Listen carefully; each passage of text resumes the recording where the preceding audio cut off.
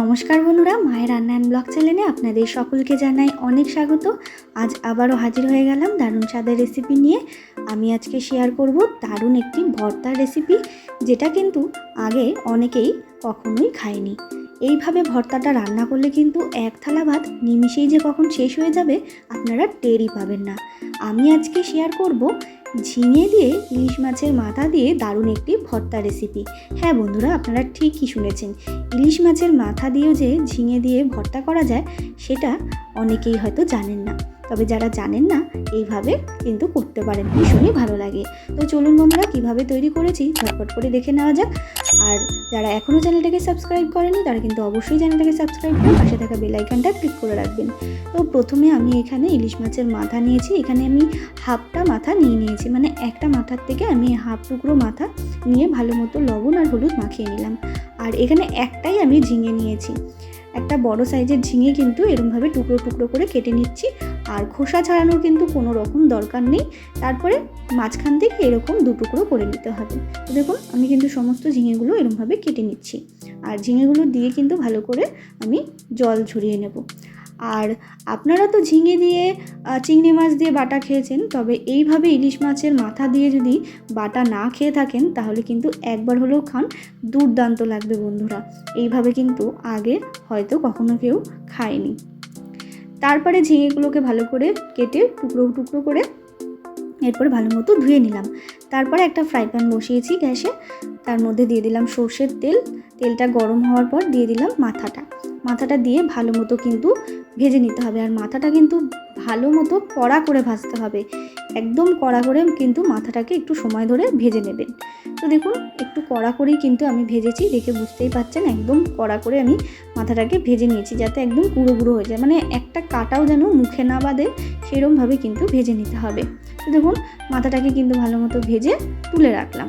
তারপরে ওই ফ্রাই প্যানের মধ্যেই যেটুকু তেল আছে তার মধ্যেই ঝিঙেগুলো দিয়ে দিলাম। ঝিঙেগুলোও কিন্তু ভালো মতো ভেজে নিতে হবে, মানে একদম পোড়া পোড়া মতো করে ভেজে নিতে হবে। ঝিঙেগুলো একটু সময় ধরে ভাজবেন, তাহলে দেখবেন খুব সুন্দর করে এটা ভাজা হয়ে যাচ্ছে। তো দেখুন, ভালো মতো কিন্তু নাড়াচাড়া করে নিচ্ছি। ভর্তা তো অনেক রকমই খেয়েছেন, তবে এইভাবে কিন্তু এই ঝিঙে দিয়ে এই ভর্তাটা অনেকেই হয়তো খাননি। এটা কিন্তু একবার হলেও বাড়িতে খেয়ে দেখবেন। আর এখন কিন্তু প্রচুর পরিমাণে ইলিশ মাছ পাওয়া যায়, সেই ইলিশ মাছ দিয়ে কিন্তু একদিন, মানে ইলিশ মাছের মাথা দিয়ে কিন্তু একদিন হলেও এই ভর্তার রেসিপিটা করে খেয়ে দেখবেন, ভীষণই ভালো লাগবে। দেখবেন বারবার খেতে মন চাইবে, এতটাই সুস্বাদু হয়। তো দেখুন, ঝিঙেগুলো কিন্তু কথা বলতে বলতে ভাজা হয়ে গেছে। আর আমি কিন্তু ঝিঙেগুলোর এখানে খোসা ছাড়াইনি। তো দেখুন, ঝিঙেগুলো কিন্তু এরপরে আমি তুলে রাখছি। তুলে নিয়ে কিন্তু একটু ঠান্ডা করে নিতে হবে অবশ্যই। তারপরে সরাসরি একটা মিক্সিং জার নিয়েছি, মিক্সিং জারের মধ্যে মাথাটা দিয়ে ভালো মতো কিন্তু ব্লেন্ড করে নিতে হবে। তো দেখুন, মাথাটা দিয়ে কিন্তু খুব ভালো মতো ব্লেন্ড করে নিয়েছি, দেখে বুঝতেই পারছেন ঠিক এই রকম টেক্সচারটা হয়েছে। আর একটাও কাটা কিন্তু মুখে বাঁধবে না। এরপরে ওই ব্লেন্ডারটার মধ্যেই আমি দিয়ে দিচ্ছি ভেজে রাখা ঝিঙেগুলো কিন্তু একদম ঠান্ডা হয়ে গেছে। এরপরে কয়েকটা ঝাল অনুযায়ী কাঁচা লঙ্কা দিয়ে কিন্তু ভালো মতো পেস্ট করে নেব। আর আপনারা যতটা পরিমাণ ঝাল খাবেন ততটা পরিমাণ কিন্তু কাঁচা লঙ্কা এখানে দিয়ে নেবেন। তো দেখুন, পেস্টটা করে নিয়েছি, একদম স্মুথ পেস্ট। এরপরে আবারও ওই ফ্রাই প্যানের মধ্যে দিয়ে দিলাম সর্ষের তেল। তেলটা গরম হয়ে যাওয়ার পরে দিয়ে দিলাম শুকনো লঙ্কা আর কালো জিরে ফোড়নের জন্য। এরপরে ফোড়নটাকে কিন্তু একটুখানি ভেজে নিয়ে এরপরে দিয়ে দিচ্ছি একটা পেঁয়াজ কুচি, একটা মিডিয়াম সাইজের পেঁয়াজ এখানে কুচিয়ে রেখেছিলাম, সেটাই দিয়ে দিলাম। এরপরে পেঁয়াজটাকে কিন্তু ভালো মতো ভেজে নিচ্ছি। তো দেখুন বন্ধুরা, পেঁয়াজটাকে কিন্তু ভালো মতো ভেজে নিয়েছি, দেখে বুঝতেই পাচ্ছেন।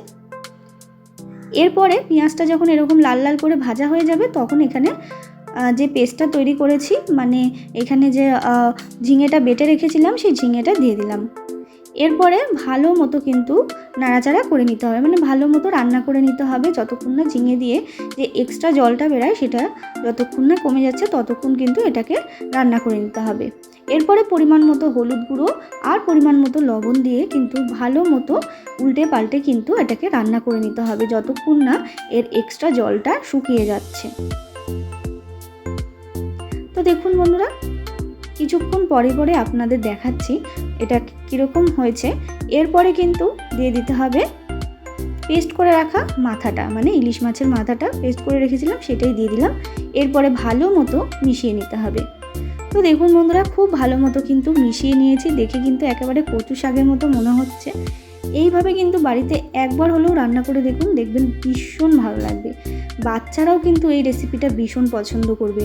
আর ইলিশ মাছের মাথার যে গন্ধটা সেটা কিন্তু দুর্দান্ত লাগবে। ঝিঙের জলটাও কিন্তু একেবারে শুকিয়ে গেছে, একদম কড়াইয়ের গা থেকে কিন্তু উঠে আসছে, তখনই কিন্তু এটা নামিয়ে ফেলবেন। তো দেখুন এইভাবে কিন্তু ইউনিক ঝিঙে দিয়ে ইলিশ মাছের মাথা দিয়ে ভর্তা একদিন করে দেখবেন, দুর্দান্ত লাগবে বন্ধুরা। এক থালা ভাত নিমিষেই যে কখন শেষ হয়ে যাবে টেরই পাবেন না। আর যারা ঝিঙে খায় না তারাও কিন্তু চেয়ে চেয়ে খাবে। তো বন্ধুরা, আমার আজকের এই রেসিপিটা আপনাদের কেমন লাগলো অবশ্যই কমেন্টে জানাতে ভুলবেন না। ভালো লাগলে অবশ্যই একটা লাইক করবেন, শেয়ার করবেন। আর যারা এখনও চ্যানেলটাকে সাবস্ক্রাইব করেননি তারা কিন্তু অবশ্যই চ্যানেলটাকে সাবস্ক্রাইব করে আমার পাশে থাকবেন নিত্য নতুন ভিডিও দেখার জন্য। আবারও হাজির হয়ে যাব নতুন কোনো রেসিপির সাথে। ততক্ষণের জন্য ভালো থাকবেন, সুস্থ থাকবেন। ধন্যবাদ।